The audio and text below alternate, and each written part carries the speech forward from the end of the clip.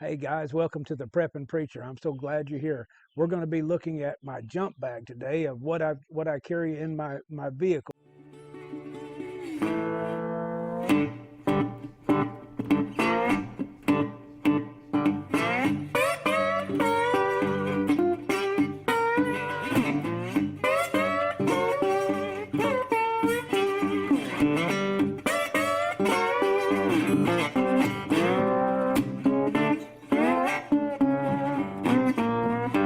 All right, as I said, we're going to be looking at my jump bag today, but before we do that, I just want to express my gratitude to all you guys with the comments, man, with the likes and the subscriptions. Thank you. I'm not deserving. I appreciate it, but we are getting our voice out, man. Again, we are pro God, we are pro country, we are pro family, we are definitely pro Second Amendment, pro guns, we are pro life. Again, this is the type of channel that you're tuned into right now. And if it offends you, I really don't. I really don't. It doesn't bother me that it offends you, because these are what I stand on. But today we're going to be looking at my jump bag. And hey, if you're new here, hit the subscribe button, man. Hit the like. Let's take a look. We're going to go into the back seat of my truck. Well, hey guys, welcome to the Prepping Preacher. This is the Prepping Preacher's pickup truck, the back seat here.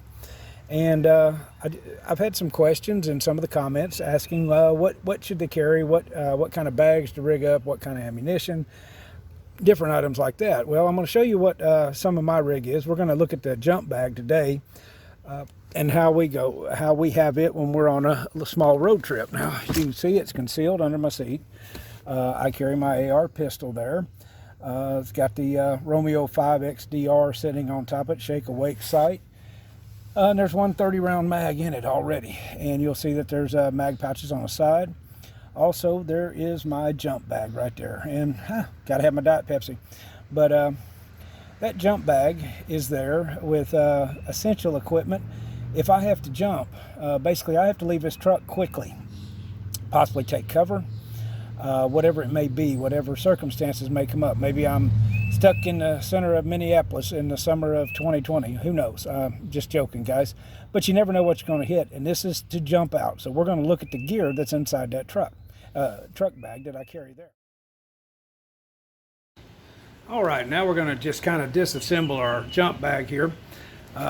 First off, in our front pouch, well, we've got our 550 cord there. Always can never have too much of it. That's a spare one I've cut. I've got this multi-tool that I carry that my son had given to me. Also in that front pouch, I've got a little cheap Cree Ultrafire light here. Yeah, it uses a AA. It's got a strobe, so it's a cheap little light to carry with you.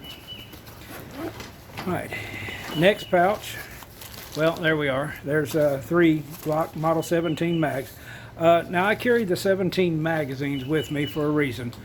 We carry Glock 9mm double stack in different configurations. It may be the Glock 26, it may be the Glock 19, the Glock 17, 17X, or the Glock G45.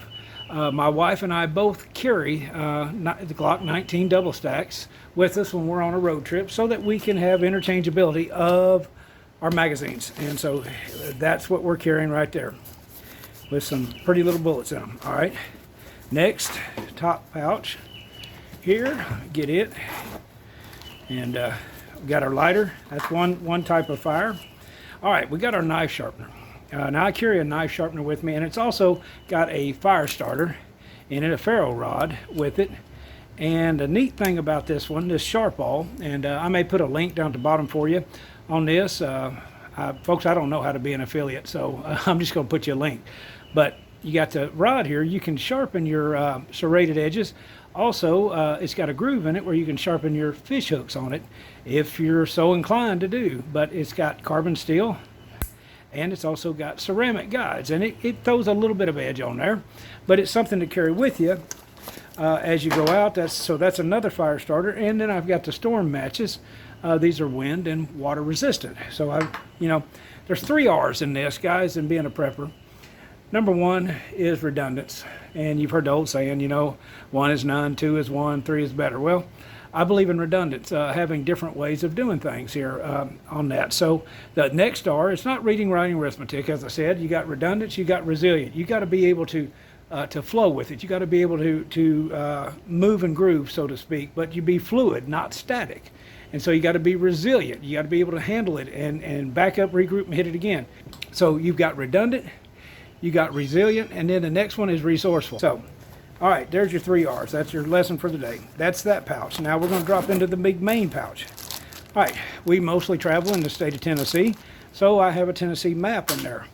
I understand GPS. My truck's got a nice, pretty screen, but some days that could go out. You know, you plan again for the worst and hope for the best. All right, important right here. All right, guys, if you've ever tried to use those MRE or the C-Rats toilet paper little pieces, there's a joke about that, but I don't believe in doing that. I carry me a roll in a Ziploc bag to keep it dry. Now, this is my med bag with my water filtration. I've got a live straw here, never been opened. I also got quick clots, gauzes in here, hemostat dressings, quick clot. I've got rubber gloves. I've got a ace bandage in there, and I've got some wipes, disinfectant wipes in there. So we use it. Again, we keep it. Matter of fact, there's more disinfectant wipes in the front, antibacterial. Now, mag carrier. That's for them mags that you saw earlier in case I have to put them on my side, and I'll show you something else here in just a second. Also within here, more paracord. You can never have too much paracord. Well, you got a compass, or excuse me, a map. Well, you need a compass. This is a cheap one. Now, you can go high dollar. You can go hundreds of dollars if you'd like. I've just got this for my jump bag. It's cheap and expensive, and it works great. And you can set the delineation on it. Water bottle, stainless steel water bottle for transporting the water, for heating the water if I need be. Now, in the back pouch, cable ties. Always, always, always uses for cable ties. They can be used to detain somebody if you need to. They can be used to hold something up. All kinds of use. USB power supply. Now this is a little unique one. I don't know what I give for it, probably $20. Got a little light on it.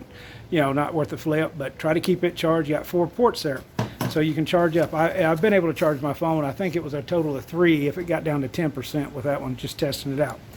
All right, inside there, got another stick. I got a stick mag from a Glock. All right, that we carry. That will interchange with all of them. All right, now there's also, there we go, I missed it, thermal blanket, emergency thermal blanket. Now back to the back pouch. Back pouch, another stick magazine for my Glock, and 2 of my AR mags for my AR pistol that I showed you, carried with 30 rounds in them, 29. And on the side, I've got a Cold Steel GI Tanto. Now, it's not a very expensive knife. I think $30 to $40. But as you can see, it's been used. I like to use it. It's you can baton with it. It is Chinese made. That's a downfall on it that I don't like, but it'll do in a pinch, and it's for the big. I'm not really going to put a $300, $400, $500 knife on the side here. Now, and the reason being is I have my everyday carry. See, that's just in the bag. Now, some may say, well, why don't you have a multi-tool? Well, I carry that in one of my cargo pockets. I've got a Leatherman Wingman here that I carry. Also, that's not the only light I carry. I carry a little Streamfire ProTac. I love it. It's a nice little light. And clipped in my pocket, I've got a Kershaw automatic knife made here in the USA.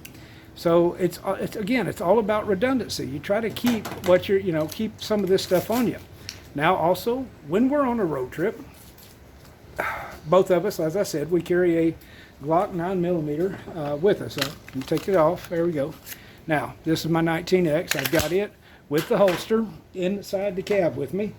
And also inside the cab, I've got 2 of the Mac extended mags that go with it on a paddle holster, so I can carry them. So that gives you an idea of what we've got in a real fast run there. This is my jump bag. This is when I got to get going. Well, that's my jump bag, and I hope you get an idea of what I'm talking about. You see, mine's changed over time with looking at different scenarios. And you should be fluid with your jump bag. You should be changing it out, looking at different things, changing out different equipment as you go, because you need to be, again, you need to be resourceful and look at different scenarios of what you might need.